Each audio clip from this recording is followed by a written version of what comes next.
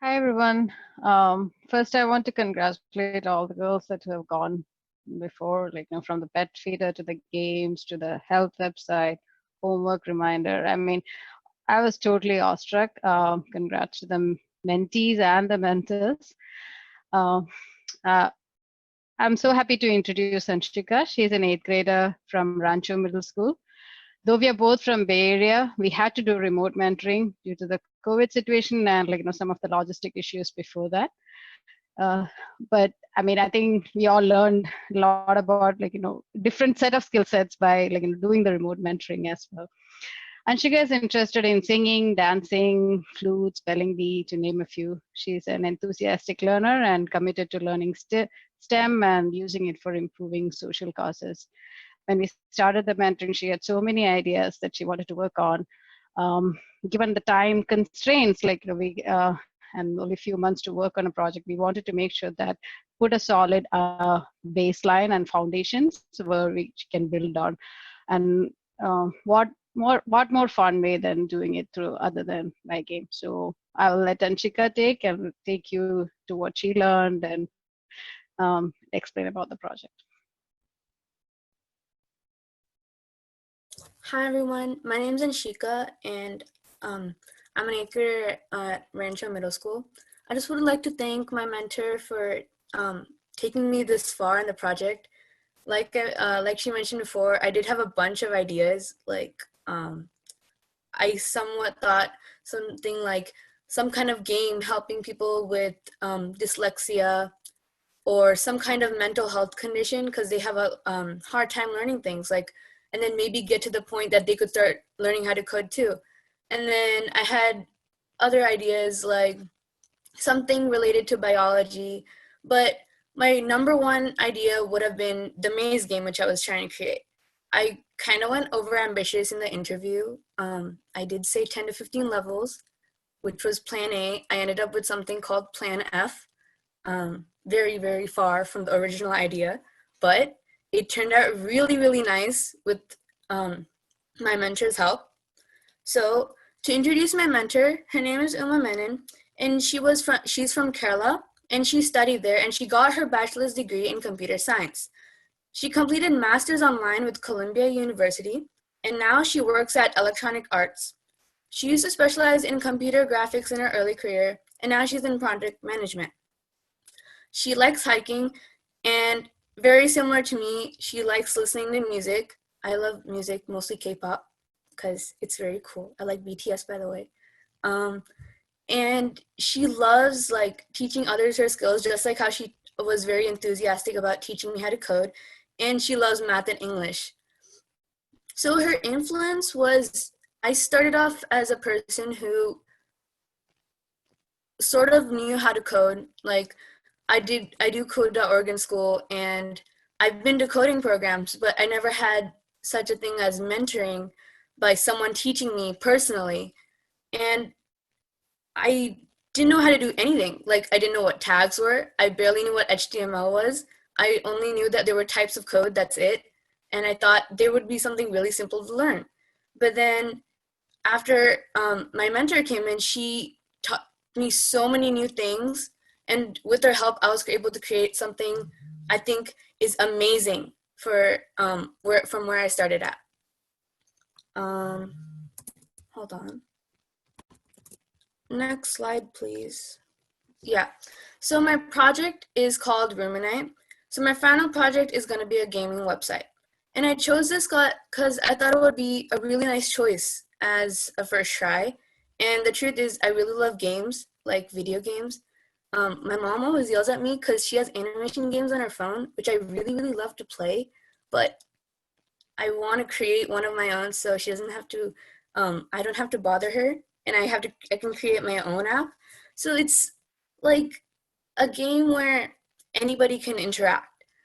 And then the topics and technologies that I've learned were HTML, JavaScript, and a little bit of CSS at the end. And debugging was the biggest thing out of all of them, I think. Mostly more than learning HTML, might have been more debugging. And future ideas would have been my continuation of the game and learning animation. So like I mentioned before, my first idea was to have like a game with 10 to 15 levels, right? It doesn't have 10 to 15 levels. It only has one currently, but as I keep adding more levels, it should be getting harder and harder.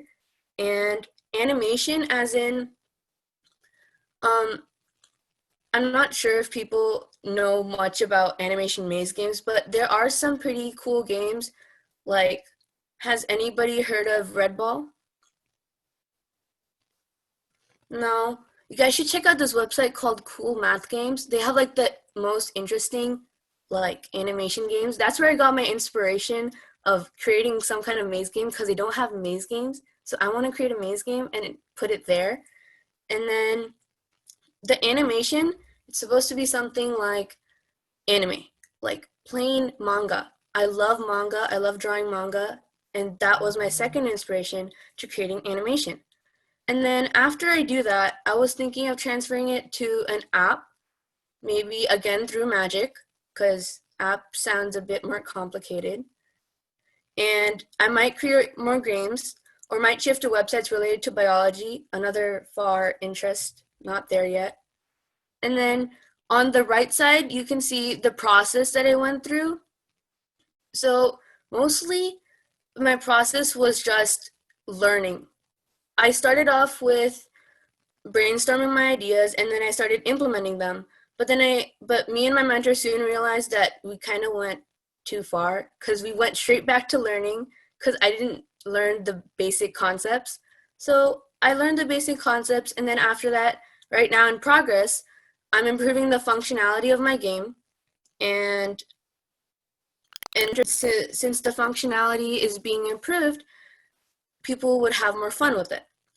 And then step 10 step 10s to 12 are like steps that would happen in the future, and I'm hoping that I would publish a website, hopefully getting a scholarship in the future, maybe in high school like Victoria, because that sounds really cool, getting a scholarship, which is very, very cool, by the way.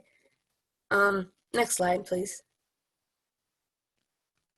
So my magical experience in learning wise was HTML, JavaScript, and CSS. So what you can see here is the different things I learned in HTML. These are actually lessons on Codecademy, which I took. And I kind of think of this as the human body. So the HTML would be the bones inside your body because they're the ones that create the structure. The JavaScript would basically be like the organs, the veins, your blood, pretty much all the inner things. And then the CSS would be your skin, your eyes, your looks, and how you look. So you can kind of imagine it as all of them coming together and presenting a website that is insanely beautiful. And then another thing I learned was debugging. Debugging must have been the most hardest thing to do because since it's a game, it has to be really interactive with the user, and I have to think of it from the user's point of view and how they're playing and is it working right. So there was a lot of I had to test more than once because I thought maybe you can just write the code and then it would work, but that wasn't the case. I had to debug so many times. Like that might have been one of the biggest problems with me and my mentor, and I might have wasted a lot of her time that way, but she was very, very patient with me, so I thank her for that. And the this was more like a moral slash lesson that I learned was the importance of logic in a game because math is something that's really essential when creating something. And I actually have a Google Docs on what I learned. It's 25 pages long of what I learned, like all the info from Codecademy. Kind of sounds like it's copied, but it's really, really detailed. And yeah. Oh, and also the picture on the right side where you see the people putting these stuff into the brain. I really love this photo because those two people are kind of like my mentor, and then the brain's me. So she's putting stuff into my brain, which is nice. Next slide, please. So my magical experience in Mentor and I, my highlights, these are the highlights that I've listed out here, but some of the main highlights that I didn't include were freaking out before every single meeting each week because I was worried that my assignments weren't as good as thought. And another thing was when I first created my game and the border of a square popped up, I started freaking out because that was like the first thing I created. That might have been one of my biggest, that was my first victory. It was really nice to know that I created a square. Very plain, but it was a huge thing for me because took me so long just to create that. And then the highlights that I mentioned here was having my first 2-hour meeting. My ears were, I'm sure they were bleeding by that point because I wear headphones in meetings. And then I had huge successes throughout the process, mostly when during the meetings, like how to make sure my component, as in the player, doesn't go over the lines, which I'll be explaining later. Some morals learned was never give up until you have tried. Besides, it's worth it. I kind of learned this from Miss Pramnik and Miss Raina. Miss Pramnik and Miss Raina actually helped me out because, truth be told, I had a lot of problems with sticking to my meetings. So we had a big meeting and then they helped me out and they helped me stay on track. And I would like to thank Miss Rana and Miss Pramnik for helping me, inspiring me to move forward. I was thinking of quitting actually right in the middle because I wasn't thinking I would finish and have something for the project. But I ended up with something amazing with their help. So I would like to thank you for that. And the challenges that I had was trying to make my code as concise as possible. So when I was coding, since it's a game, it has to be a lot of hard code. Like, I can't necessarily write some kind of loop to create something, and because I have to declare each and everything. I couldn't write anything shorter. So that was one of my biggest problems. And then another thing was understanding the code I wrote because I used to take it from W3 schools and Codecademy, and they said it in words that I understood, but when you put it in the actual text editor, it wouldn't work. So I actually needed a lot of help with that. And then the worst part was when code that just doesn't seem to work, no matter how hard I try. It takes me hours and hours, and I never seem to finish. And then just like Victoria mentioned, it became a family bonding moment. My parents both came in and they tried to help me out here, and it soon became such a big problem, like really big. And then ended up being something super duper simple, which I should have understood before. And then that was another big challenge.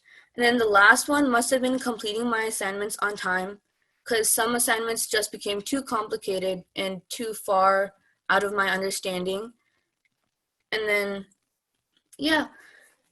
So, and then for my mentor, since she's watching this, thank you for being so patient with me, even though I struggled a lot and didn't keep up with the timeline as much.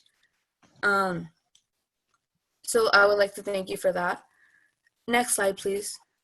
So as you can see here, this is my maze that I created, and I'm moving this with the arrow keys on the keyboard, and you have to get it really perfect sometimes just to move through, and it doesn't go over the lines because they're hard-coded, which means that the ranges of where my component, which is the blue square, goes is very important. And then the yellow square down there, you can see there's a timer that's running on by 30 seconds. The goal of this game is to start at the bottom left and end at the top right. And it's really pretty, in my opinion, because it's pink and it's blue and it's yellow. So yes, that is my demo.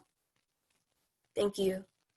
And then this is the link to the GitHub file. And you have to download and unzip it. I don't really have a actual published website yet. Thank you.